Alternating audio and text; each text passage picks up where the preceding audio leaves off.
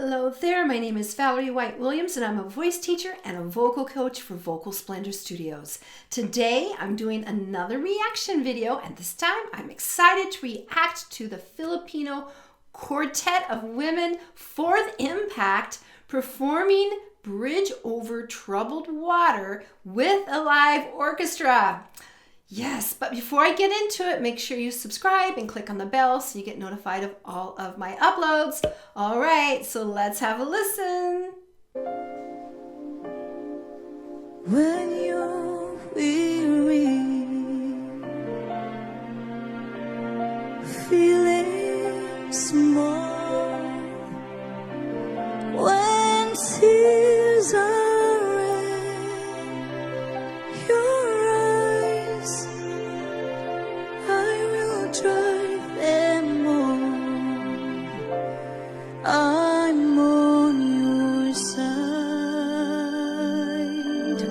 Oh, when times get rough and friendships can't be found, like a bridge over troubled water, I will lay me down like a bridge over troubled water. I will lay me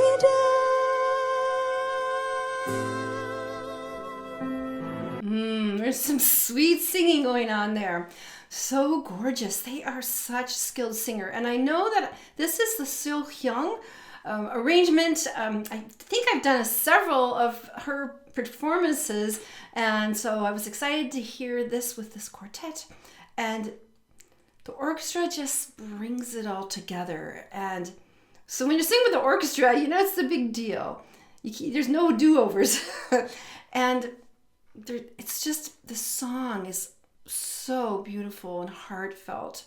And they are such great singers, but they bring this sense of control. And I hate that word because it's like, but what vocal technique does and skill as a voice allows you to express very beautifully using dynamics and carrying out the spinning tone. So let's keep going.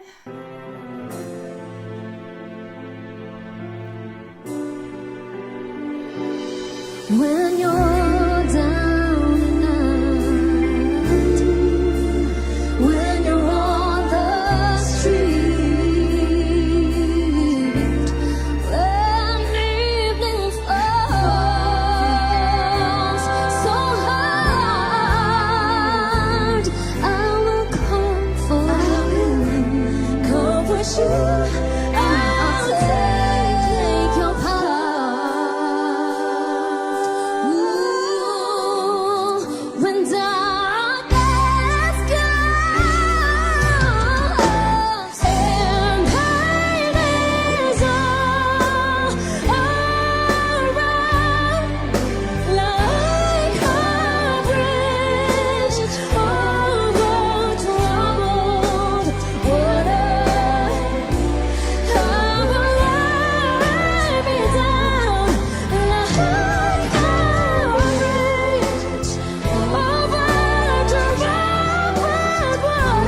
a bridge over troubled water. I will lay me down, silver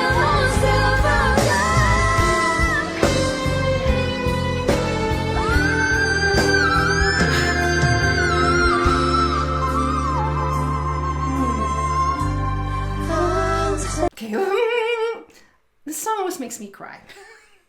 Well, I'm not crying yet, but it's so emotional now.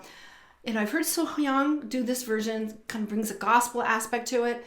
But with these women singing together, harmonizing, that sweet whistle, this is powerful. We still got some more in the song, but it's amped up 4 times. take your part. Ooh.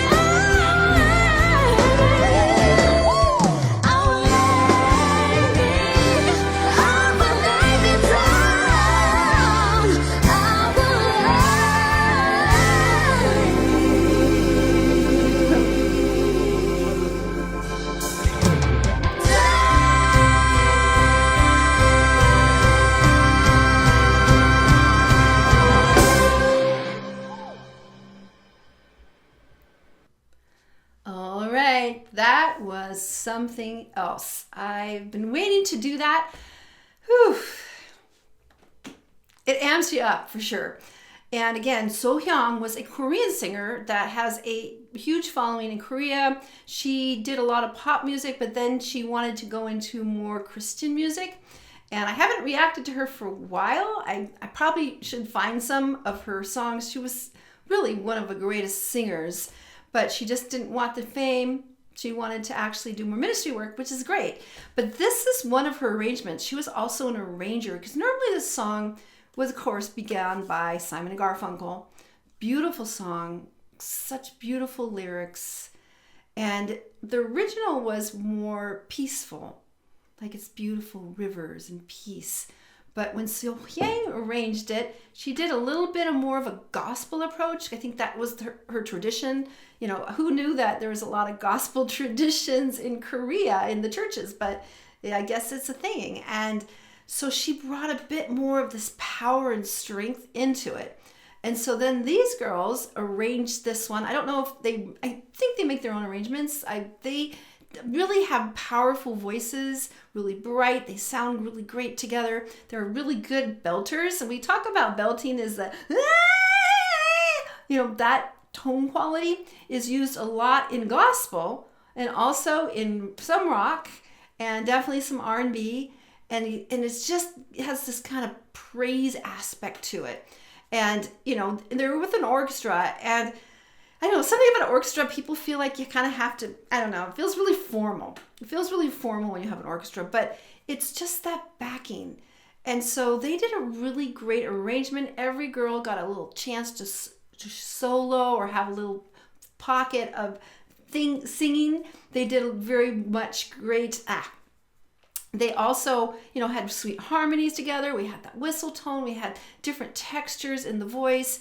And I really liked it when the orchestra dropped out and they did that a cappella section. Because singing a cappella, and that's what a cappella means, no accompaniment, that's where you can really see what's going on or really hear. You can hear it. I know I shouldn't say see, I'm watching it, but you can hear. And to sing a cappella, especially if there's different harmonies going in and out, you really have to have a strong ear. You have to really be good at listening. In fact, any vocal group, really everybody needs to listen. It's not about four voices just going off, but vocal groups have to listen to each other. They're always listening to their own voice, and then they're listening to the people in the group.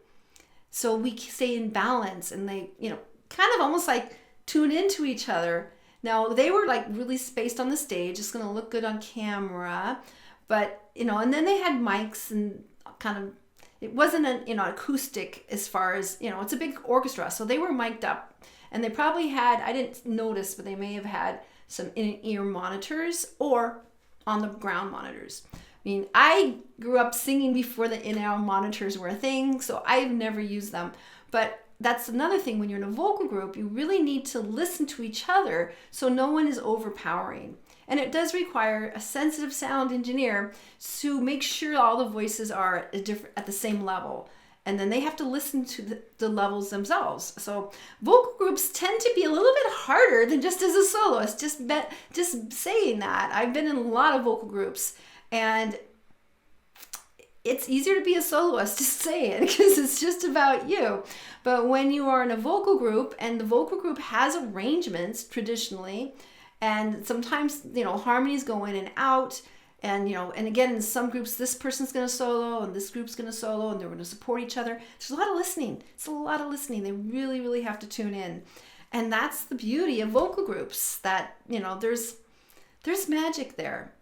I've been in multiple vocal groups, and some of them were good. They were all good, but sometimes you just hit this magic combination, and it's like, oh, wow, this is it. We have this amazing blend. We have this amazing, it's like chemistry. It really is like chemistry. Like you meet somebody and you have an instant fit and you just can talk for hours. That's kind of how voices are sometimes. Sometimes voices, even though there's some really good voices, you put them together and it's kind of like, it's okay, not quite. And then you switch people out, put another person in, and it's like, bam, bing. Because we're all vibration. Singing is vibration, movement, energy. And so, It's kind of magical. And that arrangement is just so inspiring, so beautiful. And every time I hear it, I kind of almost get a bit of tears because I know people struggle. And I think that was her, So-hyang, the original arranger, is give people some hope. I mean, it is a hopeful song, but when you get into that gospel feeling, it's like, yes, we're going to come through it. And that's the beauty of arranging things, is you can take a song that originally was just a beautiful ballad that was very gentle, and had a more gentle approach, like, yeah, everything's gonna be fine, everything's gonna be good. And then when we have this gospel approach, it's like, yes, we are gonna get through this, we are gonna get through this challenge. And that's the beauty of music, and that's the beauty of arranging things. I love arranging. I've arranged many of my own pieces in concert. I've arranged for other people. And it just is so amazing how a few tweaks of the arrangement really changes the feeling that's coming out of the song. I mean, it's still the same song, still the same lyrics, but there's just like another side to it. And that's the beauty of a song like that, is that everybody's interpretation is going to maybe create another side of the beauty of that lyric that they wrote. And it's one of those, what we call a classic, a standard that is constantly being sung. So yeah, I really enjoyed it. I know a lot of people have told me that I have to do this. And so this is to all my Filipino fans. I hope you enjoyed it. And yeah, I'm excited. So let me know of any other Fourth Impact performance I should listen to. They're really great singers, or any other new Filipino singers. I know there's so many great singers in the Philippines. They just love to sing, and I love that. I love that singing culture. I remember, years ago when my kids were smaller, that's when the karaoke, our neighbors were across the street, and they're a Filipino family, and I didn't even know what a karaoke machine is. I didn't really know what was going on, but it's just that singing culture is so beautiful. I mean, I wish everybody would sing. And, people think, well, I don't have a good voice, but you know what? You get better when you sing. And even if you sing and you don't feel like you're very good, you're still giving yourself, a workout, an emotional and physical body workout, because that's what singing does. Singing helps you feel better. All right. So, let me know. And I also want to let you know that I have the 2 free passion projects on Facebook. The first one is YouTube Success Strategies, where I'm coaching people on how to be successful on YouTube. It's not only about making videos, it's a bit more than that. And then also Creative Soul Alignment, and that is for people that are interested in creativity and spirituality. And we have people from all over the world. We have someone from Pakistan, we have people from the United States, we have people from Europe, we have people from the Philippines, and it's a place where we can share our art, our creativity, and how to bring and make the world a better place. All right, take care, and I'll see you next time. Bye.